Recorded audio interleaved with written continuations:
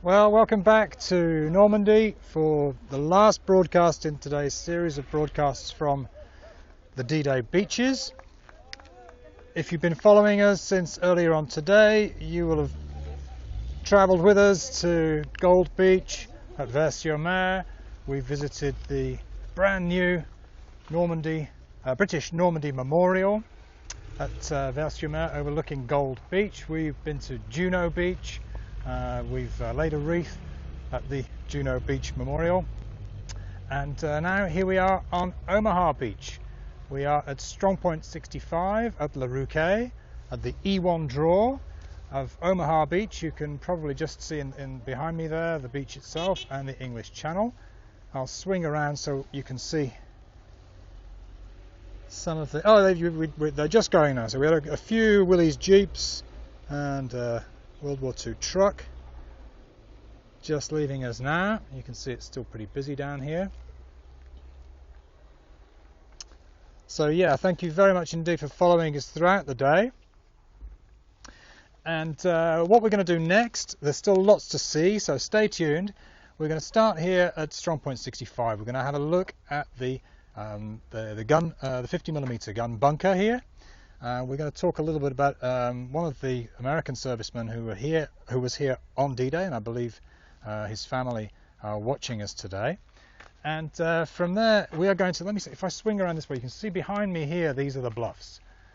As we go along, I'll tell you all about the topology of Omaha Beach and the challenges due to the terrain that the US 1st Infantry Division faced here at this end of the beach, and the US 29th Infantry on the western end of the beach.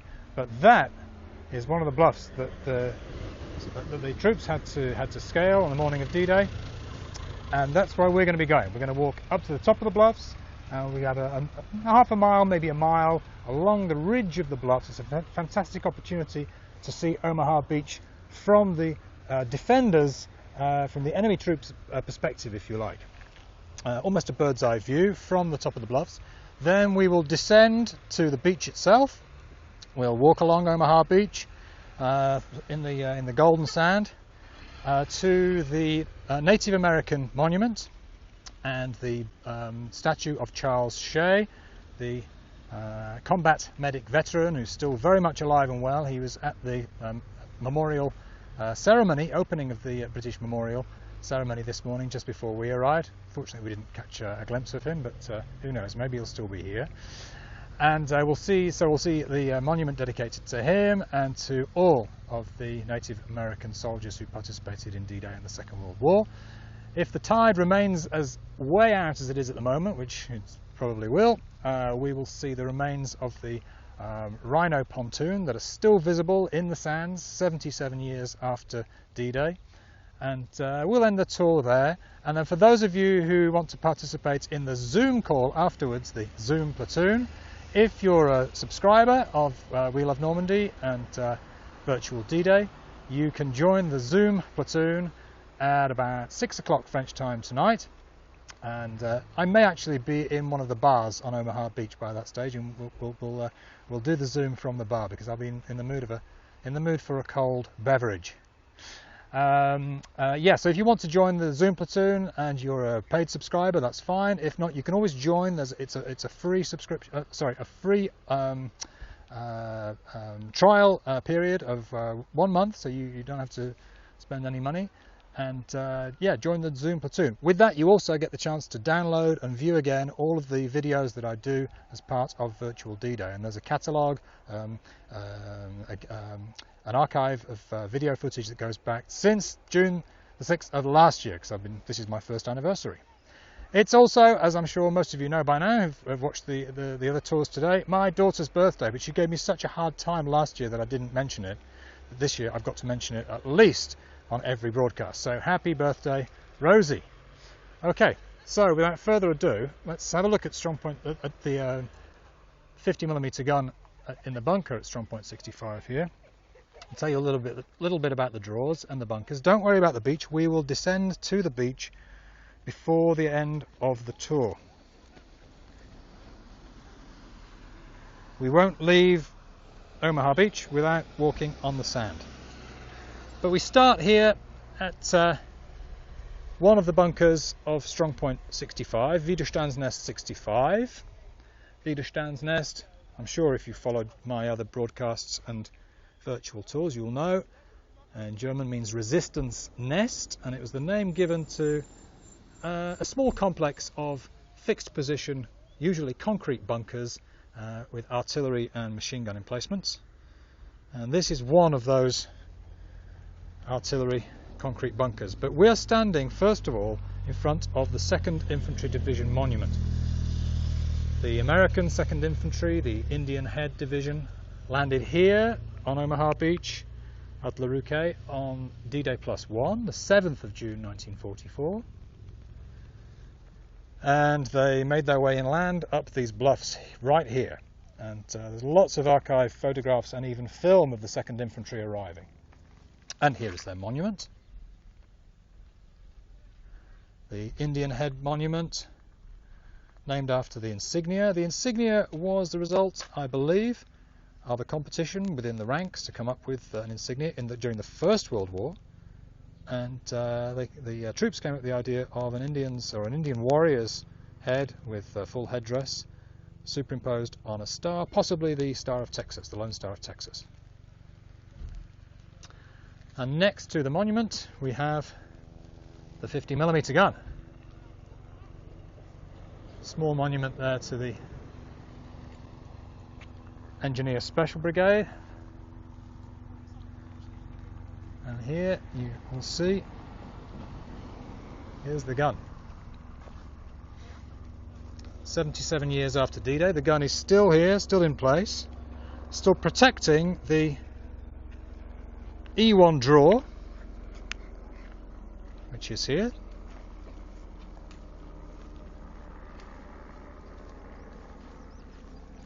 Omaha Beach.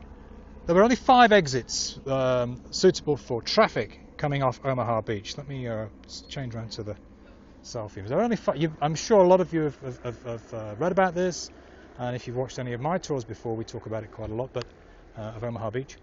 But the beach itself had only 5 exits suitable to traffic and armour and heavy artillery coming off the beach.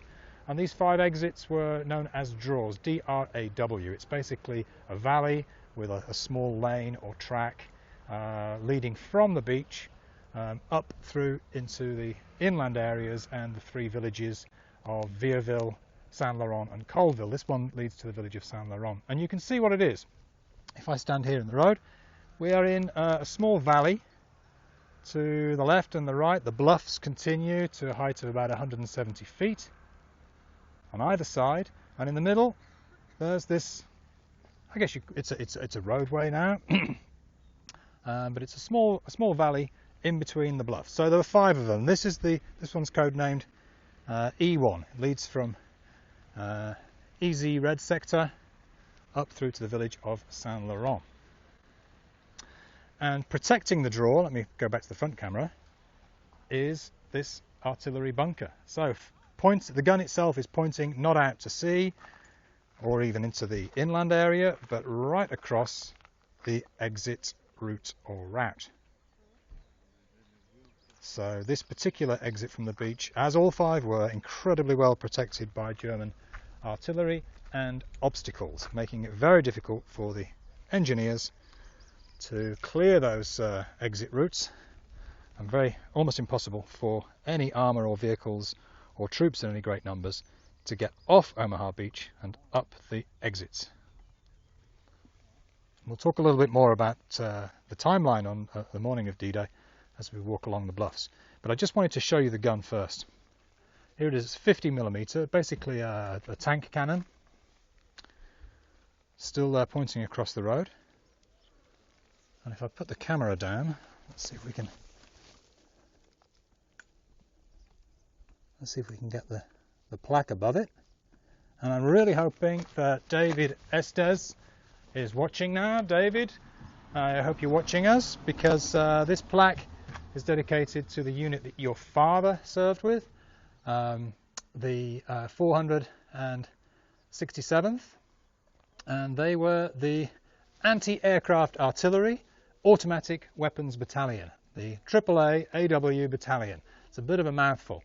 But this was your father's unit. You contacted me and told me the story about how he captured, he was participated in the capture of this bunker, how he found a Nazi flag, a swastika flag, in the bunker, and how that flag is now displayed in the museum at Saint Laurent, which we won't be able to go to today, I'm afraid. But I'm delighted to be able to bring you back. I'm sure you've been several times to this bunker, to where your father was involved in its capture. So there we go.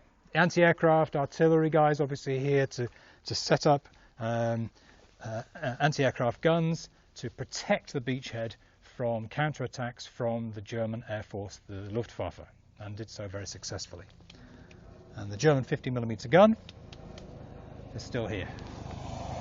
Okay.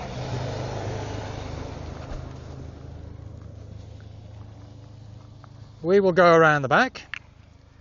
Now, like most of the bunkers along the Atlantic Wall, the coastal defences that guarded Nazi Europe from the Atlantic coast, it's open, public access. There's no problem getting in, and there are thousands of these things all along the coast, not just in Normandy, but the entire Channel and Atlantic coast of France, all the way up through Belgium and Holland, up through Scandinavia, right up to the Arctic Circle in northern Norway. So we have thousands of these things in Europe, and most of them, like this one, are just open for people to visit.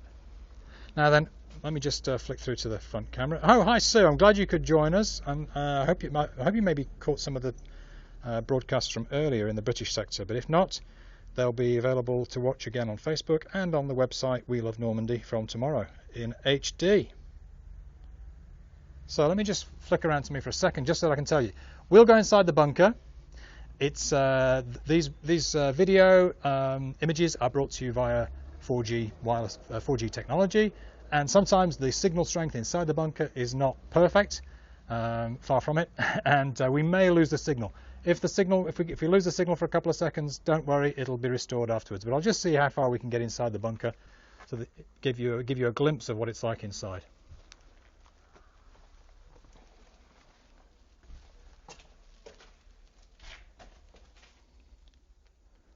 Maybe so far so good.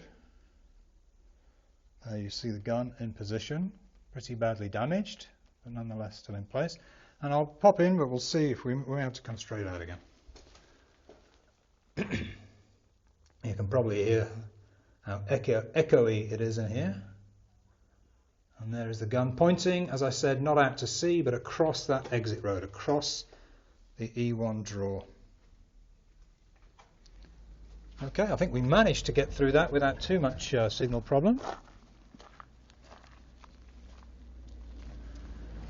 And from here we're going to take a walk up the bluffs, walking in the footsteps of the Allied soldiers on D-Day and the American 2nd Infantry Division on 7th of June, and try to give you an impression of how steep they are. Flick around to the front camera. Helpfully these days there are these steps that we can use, but obviously on D-Day the troops were coming up a bare hillside under fire in pretty bad weather conditions, taking fire from machine gun emplacements, mortar pits, and medium to heavy artillery. And today it's a beautiful day. It's not even raining, so I'm not complaining.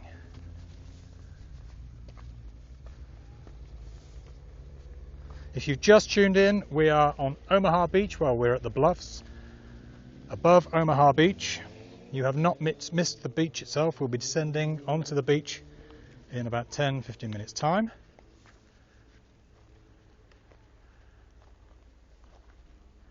There you can see the Easy Red sector on Omaha Beach and the pillbox or artillery gun emplacement bunker. If you Google Strongpoint 65 2nd Infantry Division or 2nd Infantry on D-Day, or I don't know. Google the E1 draw. You'll see the photographs of the 2nd Infantry arriving right from this spot, and there's archive footage as well. I'll put that on the website when I publish this video in HD on the We Love Normandy website.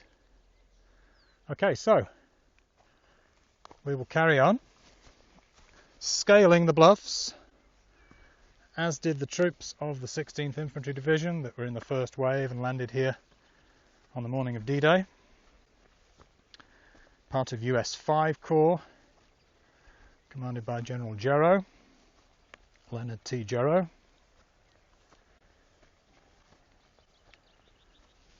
And the initial plan, let me flick it around here. The initial plan for the troops on Omaha Beach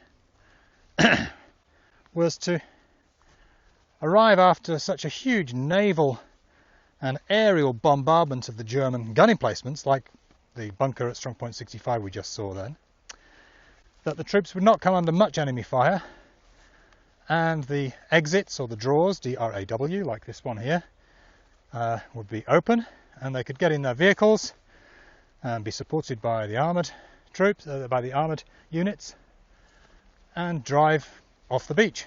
Now, of course, that did not happen on Omaha Beach. The draws themselves were closed and unpassable, and the German guns, having not been neutralised by the US 8th Air Force and the Allied navies and the armoured units having not arrived on the beach ahead of the infantry, the troops on the beach were basically stuck. And we'll talk a little bit more about the timeline as we go along. We're nearing the top of the bluff here. You can probably tell I'm a bit out of breath. If you come, or when you come to Normandy, which I sincerely hope you do very soon, do try to get a chance to come up here into these bluffs. Some people don't make it up here. You have to be pretty fit, I suppose, but the view when you get to the top, as you can see, is pretty spectacular.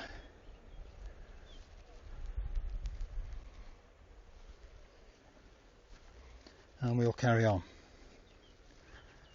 So yeah, 6:30 in the morning was H hour, the time when the first waves of infantry troops arrived on the beach here, under withering fire from the German guns that were all intact and firing, manned by elements of the 716th German Infantry Division and the 352nd Infantry Division.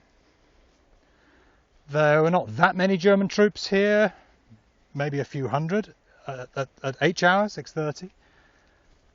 More reinforcements arrived during the morning, of course, but actually at their post, maybe 400 or 500 troops. But dug into positions in these bluffs where we are now, they had a huge tactical advantage. And having not been destroyed by the US 8th Air Force or the Allied navies, those fixed position gun emplacements were lethal. And the troops really could not get off the beach and into the interior. Their objectives were to take initially to take the three villages behind the beach here. And they were stuck on the beach.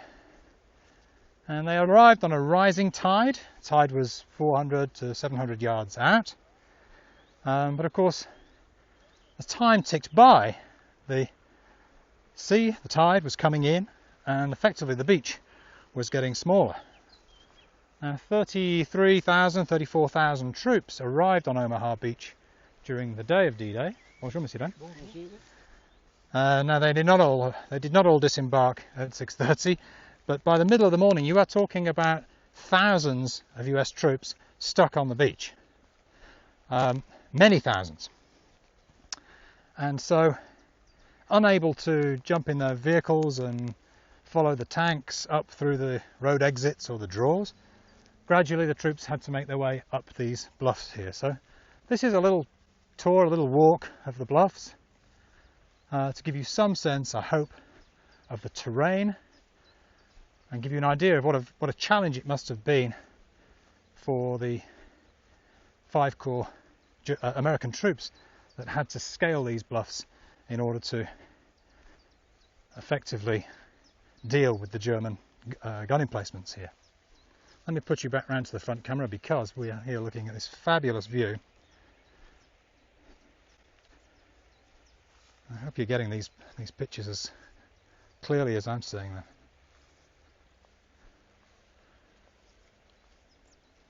There you're seeing about half of Omaha Beach, the western half of Omaha Beach towards those cliffs that you can see in the distance, which are the cliffs near the Pointe de la Percée. Around that corner, another few miles on, you have Pointe du Hoc, the famous or infamous site of the US 2nd Rangers' assault on the clifftop guns and the subsequent problems that they had over the 2.5 days where they were isolated there without supplies or reinforcements. And look at the beach, it is huge. And it's a beautiful afternoon here on Omaha Beach. You can see a lot of the beachfront residences there are relatively new. A lot of them are post-war. But not much has changed up here on these bluffs. I'll swing round now so that you can see the eastern half of the beach. And I'm pretty sure that the pictures won't show in any detail the Mulberry Harbour at Arromanches that we saw this morning when we were down on Gold Beach, but from here with binoculars, actually with the naked eye, I can just about make out some of the phoenix caissons of the artificial harbour at Arromanches right on the very, very horizon there at the end of that spit of land. One of the things that strikes people when they come to visit the D-Day beaches, and I hope you'll be able to do so soon if you haven't already been here, but if you have, you'll know the size of the beachhead is enormous. There were 5 beaches, many people have heard that, but these are not small beach resorts, these are big areas, and Omaha Beach is 4 miles of sand. The sector of Omaha is about 6 miles, and it's probably about 10 miles between each of the 5 beaches on average. So you have, as the crow flies, maybe 60 miles of beachhead. And when you stand on the beach at Utah, you can just about make out the Pointe du Hoc. When you stand at the beach here on Omaha, you can just about make out the British Beach Gold at Arromanches. But it is an enormous lodgement area. Mind you, 156,000 Allied troops disembarked on the beaches and the battlefields, of course, with the airborne units on D-Day. About 112,000 troops actually disembarked on the beach itself from the troop ships. So you need a big beach to unload 2 armies, the American First Army and the British Second Army. Anyway, let me flick back round to the front again.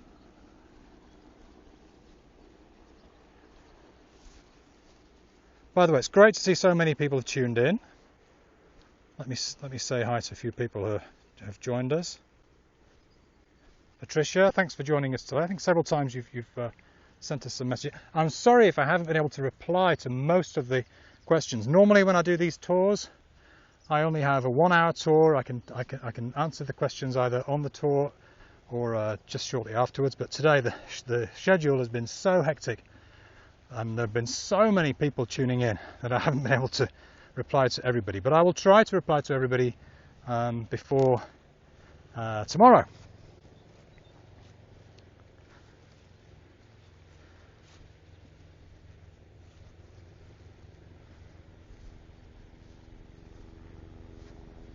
So, thank you for watching, Dee. Andy, thanks for staying with me all day. Lee, it was great to have you along. Missing you on the Zoom platoon. Hope you can make the Zoom platoon tonight. Frank, I think I just mentioned the length of Omaha Beach. 4 miles of sand, 6 miles in terms of the size of the sector end to end.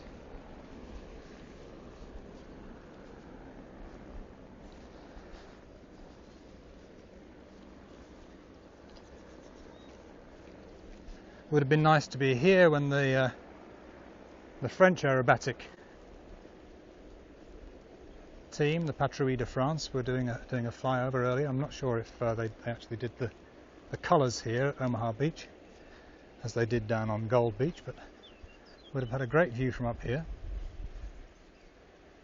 Great to see those C-130 transport planes doing the flyover as well. So we're just starting to come down now. By the way, looking at the beach from here, I would say that the tide is a little bit further in than it was at 6:30 on D-Day. But it does give you an impression of what was there called the killing zone. That's the, let me flick over to the front camera, the selfie camera. The killing zone was the area between the surf and the top of the beach, and it was there that most of the casualties, over 1,400 American servicemen lost their lives on Omaha Beach on D-Day alone, and most of those men were killed in between the surf and the top of the beach. It became known as the killing zone. Very well protected by the German defenders in terms of machine gun fire, mortar fire and artillery, interlocking machine gun fire, enfilade artillery, and that right there was the killing zone.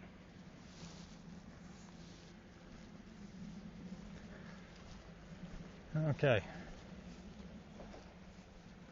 So how do they do it? How were the troops able to get off the beach, bearing in mind that if they stuck their heads up over the sea wall, the anti-tank wall or the shingle banks, they were likely to get a bullet or a shrapnel injury and possibly be killed? Well, through strong leadership from frontline commanders like General Norman Cota on the western end of the beach, Colonel Charles Canham, who served underneath him. Old Hatchet Face was Canham's surname. And here at this end of the beach for the 1st Infantry you had commanders like George Taylor, the commander of the 16th Infantry Regiment. They gave their troops a lot of encouragement to get off the beach and start attacking the German defences via the bluffs, where we are right now.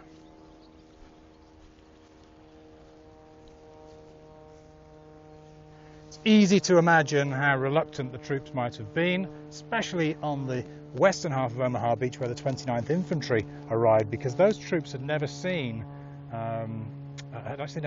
active combat before. It was their first day at work, if you like. And so it's easy to imagine how reluctant they were initially to get out of whatever limited cover they could find and start attacking these bluffs head on. But I mentioned commanders like Canham, like Cotter, like George Taylor, encouraged their men really by leading from the front, using techniques like Bangalore torpedoes to blow through the German concertina wire. And by this stage you had a natural smoke screen from the close artillery support that the Allied Navy was providing, the destroyers and cruisers coming in very close to Omaha Beach later in the morning, and the fires caused by the shelling produced such a lot of smoke that they had effectively a smoke screen. And little by little the American troops managed to infiltrate these bluffs, climbing the 150, 170 feet. Let me swing this round, you can see one of them behind me here. We're still not quite at the top, as you can see here, and ultimately managed then to address the German fixed gun emplacements, fixed positions from the side or from above, and they were trained in how to neutralize those German gun batteries. But it was tricky. George Taylor here on Easy Red, I guess, said to his troops, "Gentlemen, there are only two types of people on this beach, those who are dead and those who are going to die. I suggest you get the hell off the beach." You had Norman Cota at Vierville on the western end telling the US Rangers Battalion to lead the way, which then became their motto. And really frontline commanders with the bravery and tenacity and good training and high levels of fitness of the infantry troops really allowed Omaha Beach to be taken without any more casualties. The Allied planners did anticipate higher casualties than the 1,400 or so soldiers who lost their lives here. Anyway, here's where we start to descend. Some people coming up and we're going down. This is probably where I fall flat on my face. Bonjour. Pardon. Merci.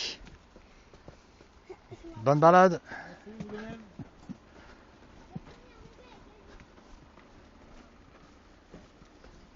Oops. Merci.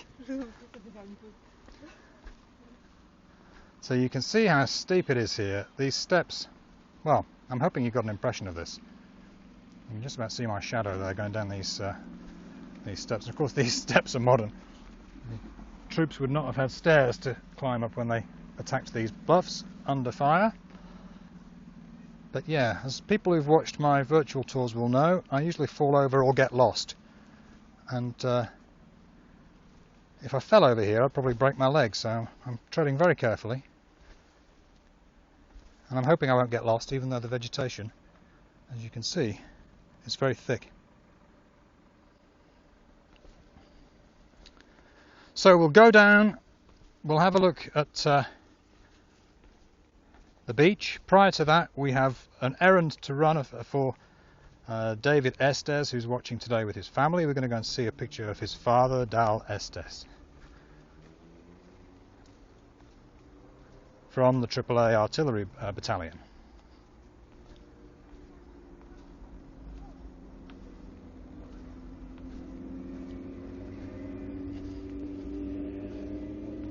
Almost like a jungle here.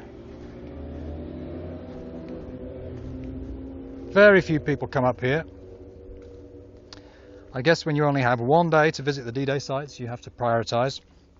But if you get the opportunity to come and visit the D-Day sites in the near future, which I hope you will, just try to get your guide to take you just halfway up one of these bluffs to give you an impression of the scale, of the magnitude, if you like, of the obstacle that faced the troops on the morning of D-Day. Okay.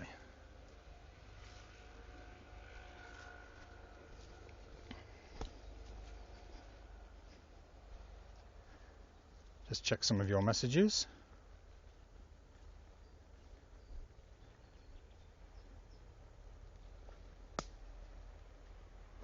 So somebody has mentioned there, Luke, thank you very much for your comment there, talking about the ineffective aerial bombardment. The American 8th Air Force were charged with bombing the German gun emplacements here prior to the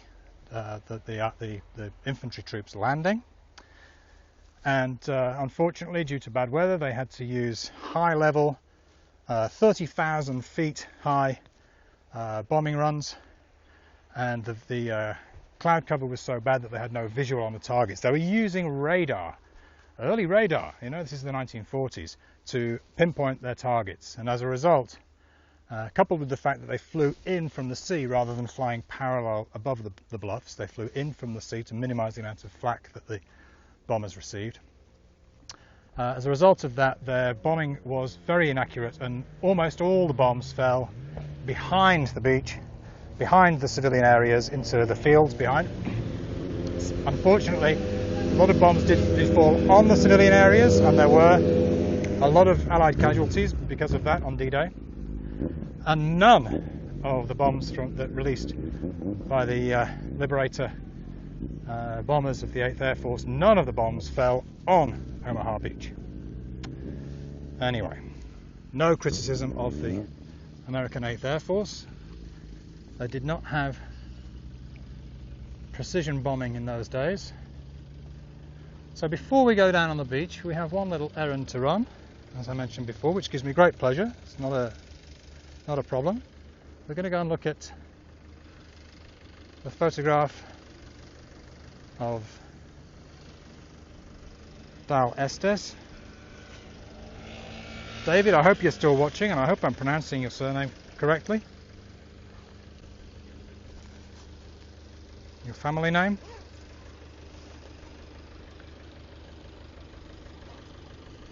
Omaha Beach now is used quite a lot by people fishing, people doing sailing.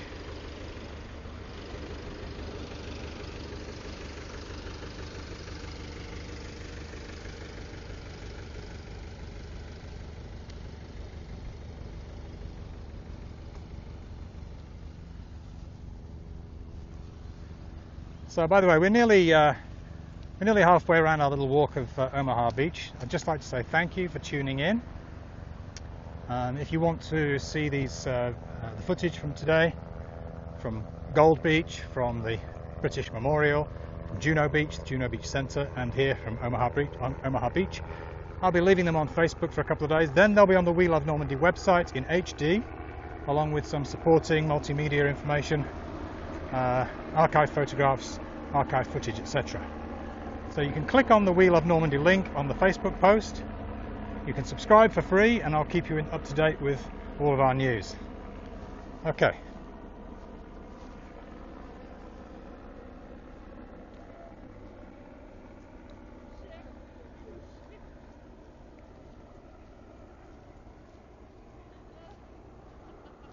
Well, looks like most of the crowds have gone for the day.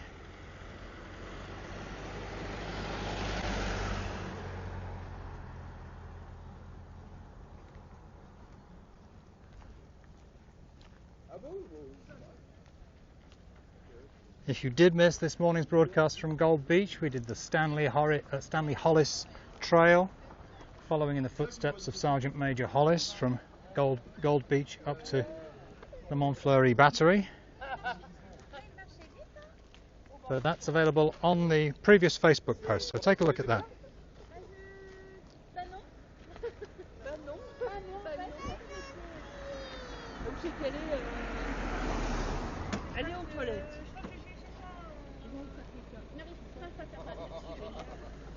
And here we are. Let's see where I can get a good picture of one of my Normandy heroes that I'm talking about today, along with Stanley Hollis. Who else have we mentioned? Here you have a photograph proudly displayed on the main front road on Omaha Beach of Dal Estes, who was in the anti-aircraft artillery battalion, or the automatic weapons battalion. Dal was awarded 5 Bronze Stars and the Silver Star, and his son, David, and family are watching today.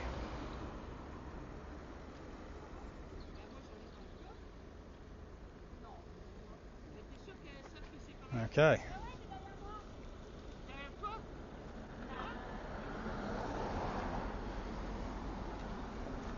So from here we will go down onto the beach, and stay tuned, because still to come we have the wreck of the Rhino barge, or Rhino pontoon, that has been exposed in the sand near the E1 draw, and at low tide as it is now we'll be able to see that. It's a fantastic relic of D-Day, so do stay tuned for that. And by the way, on or near the beach here, it's authorised not to wear the face mask. So that's, if anybody's wondering why I do not have my mask on, that is the case at the moment here. There's a lot of fresh air, not many people, and we're not obliged to wear the mask. What else is coming up? So we have the Rhino pontoon, and we also have the Native American Monument and the tribute to Charles Shay, Master Sergeant Charles Shay, whose statue is proudly gazing out across the English Channel from the monument there. So stay tuned. Let's go back to the front camera. go. And we will go down onto the beach.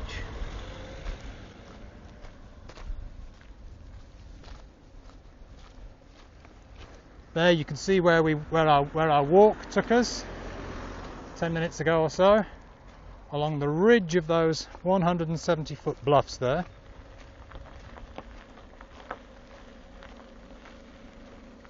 A little short excursion that not many people take. Gentleman here's got some crabs. Someone's having a nice plateau de fruits de mer this evening for supper. Okay, so here we go. We descend onto Omaha Beach, bloody Omaha, of course, as it became known after D-Day due to the high number of casualties here. In fact, in terms of casualties, the worst of the 5 beaches in the Normandy landings area. Over 1,400 men lost their lives here.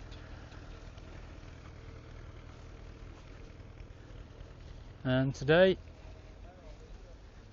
in this beautiful weather, people enjoying themselves, playing ball games, sunbathing, maybe even going for a swim, although it's a little too chilly for me, I have to say. Sailing,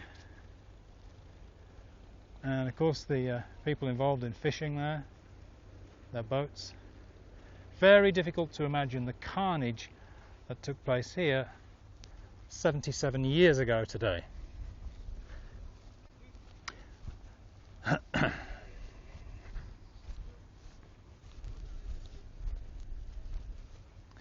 Well, thank you for staying with me on this little walk from the Ruquet to the beach and back on Omaha Beach.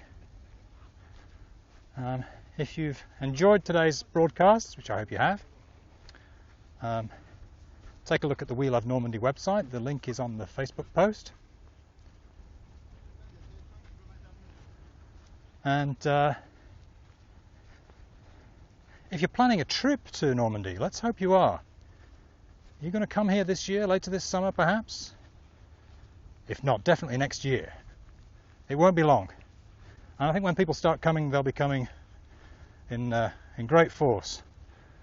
Perhaps not like the armada of 6,000 ships that arrived here on 77 years ago today, and the 156,000 troops that arrived all on one day. But let's hope people will be coming back to Normandy in great number very soon. It's been very difficult for me and my fellow guides, people involved in tourism activities here, as it has all over the world.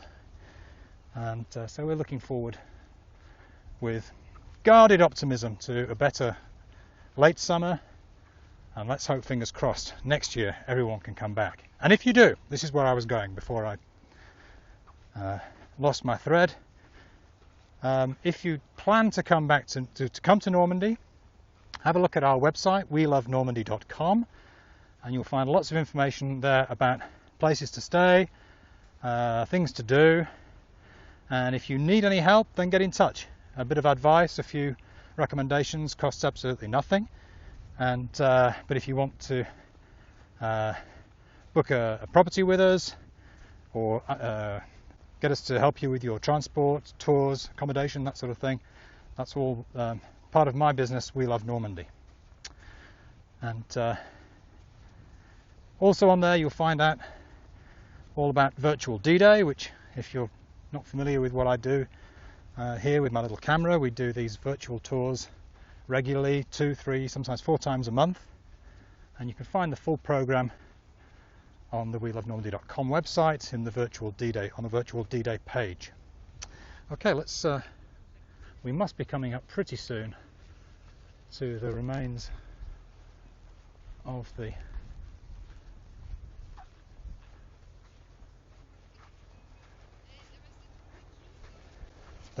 the Rhino pontoon, he says, desperately scanning the horizon. It's a couple of months since I've been here. Of course, they were covered by the sand years ago and revealed by the way the sands shift and change over time.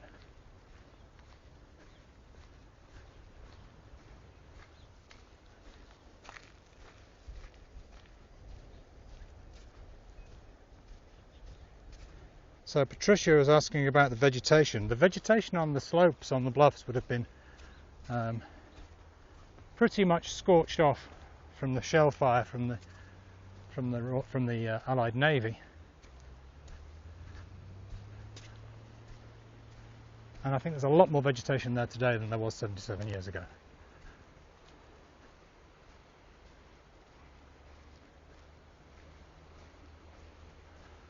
Well, I think we may be just too late. I'm going to eat humble pie and beg for your forgiveness, because I think we've arrived just a little too late to see the Rhino pontoon, which is right about here. And as you can see, the tide has come in quickly and we can't see that. But not to worry, I can show you something else here. One of the things you may have read about, if you've read Stephen Ambrose's book D-Day or watched any of the documentaries or movies, is that a lot of the landing craft bringing the infantry to the shore hit sandbars, or they got stuck on sand below the water, which meant they couldn't go any further forward. It also meant that on one side of the boat it could have been maybe 5 feet of water or 4 feet of water deep, but on the other side of the boat it might have been 10 feet of water, and a lot of men drowned. So many men drowned on Omaha Beach on the morning of D-Day. And if I swing around here, you can see exactly what that sandbar looks like. So you can see the tide has come in all the way up here to us, and in the distance you can see the English Channel, and between us and the channel there you can see that spit of yellow sand, and that's the sandbar. So you can imagine when that gets covered with a few inches of water, it'd be very easy for the landing craft to fall foul of it. And if you got half the boat, or maybe the front of the boat, stuck on the sandbar, and as an infantryman you disobeyed the rules and you jumped out of the back of the craft, you might have been jumping into 10 feet of water. And carrying the amount of kit and weapons that they had, you probably would have gone straight to the bottom and drowned. Okay, well, one more thing to see. Stay tuned. Thanks for bearing with me. Apologies for the lack of the Rhino pontoon, but like I say, I think we're just a little bit too late. We're going to go and have a look at the Native American Monument and the statue of Master Sergeant Charles Shay, who was here on the beaches this morning. He was at the new British Normandy Memorial for the opening ceremony. And this is where I get marooned on the sand, because channels of water are coming in, making it almost impossible for me, unless I take my shoes off, to get across. I'll try and find a way across the channel here. Stay with me. The Native American Monument is just coming up, and now you're about to see me get my feet wet.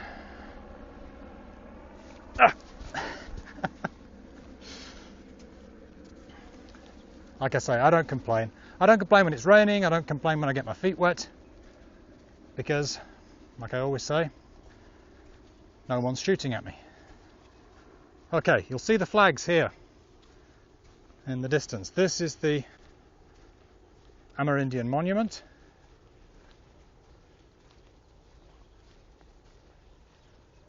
You can see there the flags of the United States, of the 1st Infantry Division, and I believe it's the flag of the Penobscot tribe, of which Master Sergeant Charles Shay is a tribal elder.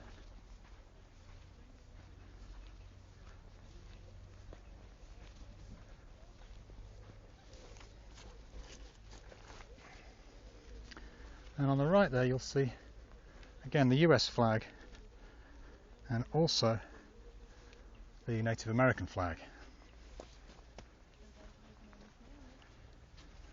Bonjour.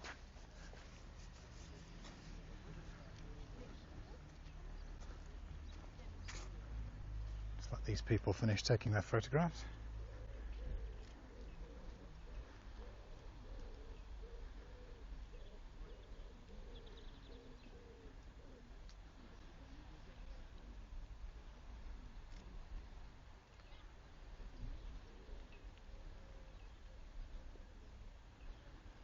Okay. As you can see, floral tributes, wreaths have been laid on both monuments today.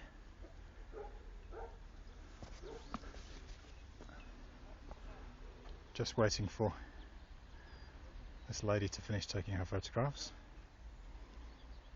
And there you see the bust, the statue of Master Sergeant Charles Shay, born in Maine, USA, Penobscot tribal elder.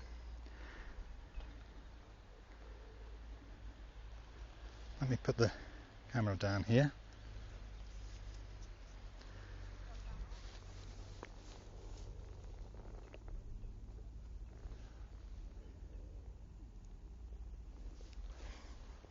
Charles Shay was a combat medic in the 16th Infantry Regiment. Fought in North Africa, then in Normandy. He was here on D-Day, saved the lives of many of his fellow soldiers. He went on to fight in the Battle of the Bulge, the Ardennes Offensive, the Battle of the Hurtgen Forest, and then he served again in Korea. And he's still very much alive and well. He was with us this morning, so we're told, at the British Memorial, and he's a regular feature of the memorials here, I'm pleased to say, on Omaha Beach and at the American Cemetery.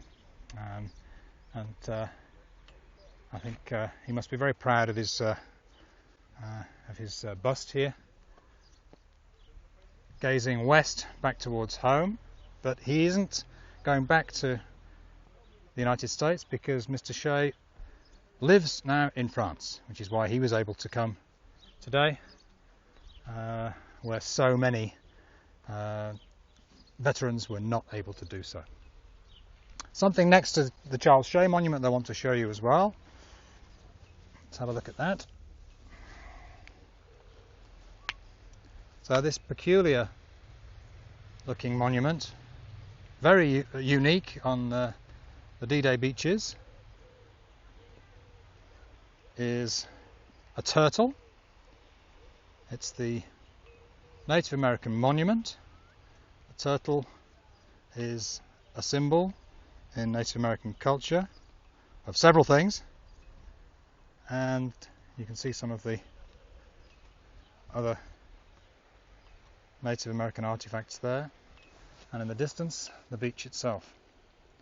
Now 500 Native American troops participated in the Normandy campaign, 175 on Omaha Beach, and 4 Native American soldiers were killed right here, just a few yards from here on the bluffs, between where we were walking just now and this position. Were killed on the morning of D-Day, and they were aged 19 to 22 years old. And there's the turtle gazing out to sea.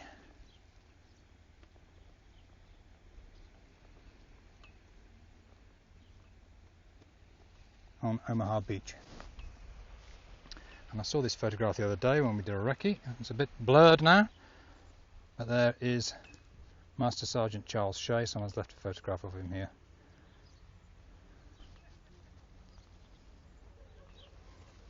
Now, if anybody has participated in my tour of the eastern end of Omaha Beach, the E3 draw through to Fox Red, we go and visit the Combat Medics Memorial. Charles Shay was a combat medic in the 15th Regimental Combat Team, and his name is written on the monument itself.